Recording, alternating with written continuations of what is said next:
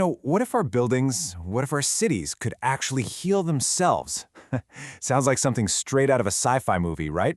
But it's totally real, and it's been in the works for decades. Today, we're going to pull back the curtain on the hidden science of self-healing concrete. So, that's the big question, isn't it?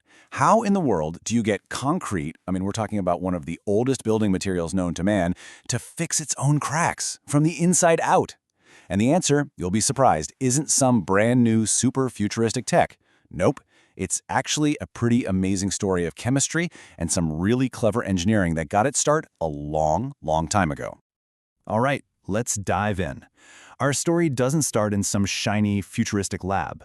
We've actually got to go way back, all the way to the 1940s, with a single Danish chemist and an idea that would change everything. So, picture this. It's 1943. The middle of World War II, and this Danish chemist, Lauritz Jensen, comes up with this totally revolutionary idea.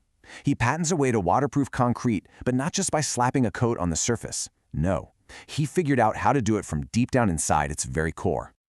The concept he came up with was just brilliant. It's called crystalline waterproofing. So get this, it's a chemical treatment that uses water, the very thing you're trying to keep out, as a catalyst. It triggers the growth of these tiny little insoluble crystals right inside the concrete's pores. And these crystals just fill up all the gaps, permanently blocking any leaks. It's like it uses its own enemy to build up its defenses. So cool. Okay, so with this amazing idea, what's next?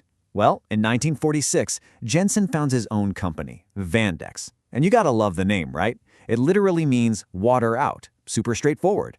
And it worked. The technology really took off, first in Scandinavia, and then it started spreading all across Europe. But you know how it is with great ideas. An idea this powerful, it wasn't going to stay just in Europe for long. Oh no, it was about to go global. So in the next few decades, you start to see these key players emerge, the ones who really defined the early industry.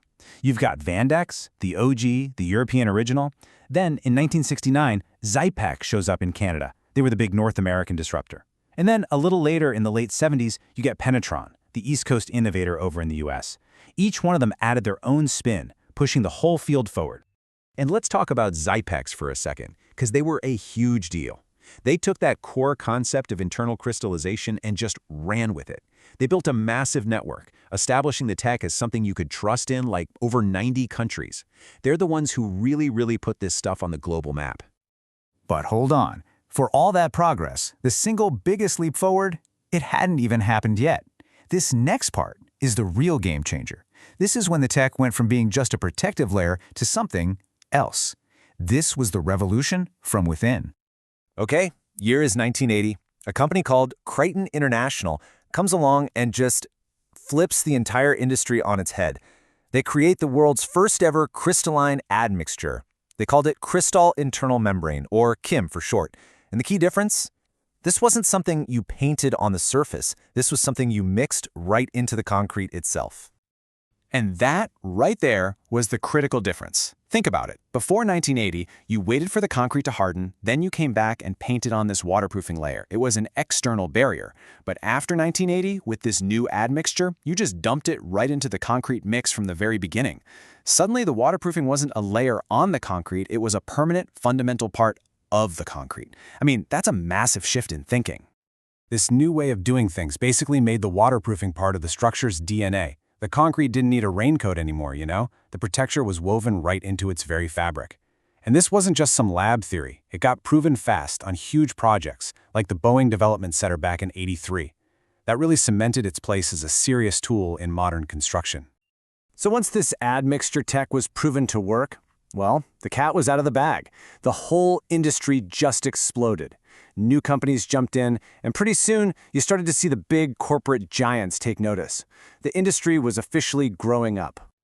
And boy, did it get crowded fast. You had Aquafin pop up in '89, launching their own tech in 2002, and then, check this out, between 2005 and 2010, the heavy hitters, we're talking chemical giants like BASF, Sika, and Chryso, they all jumped into the market. That was the signal, right there, that this tech wasn't some niche thing anymore. It was totally mainstream. Heck, by 2014, BASF was so invested, they created a whole special brand for it, Master Builder Solutions. So let's just recap that journey real quick. It all starts with one patent from Jensen back in 1943. Then Zypex brings it to North America in '69. The huge leap forward comes from Crichton in 1980 with the admixture. And by 2005, the big corporations are all fighting for a piece of the pie. It's an incredible story, right? From one chemist's idea to this massive, global, super competitive industry.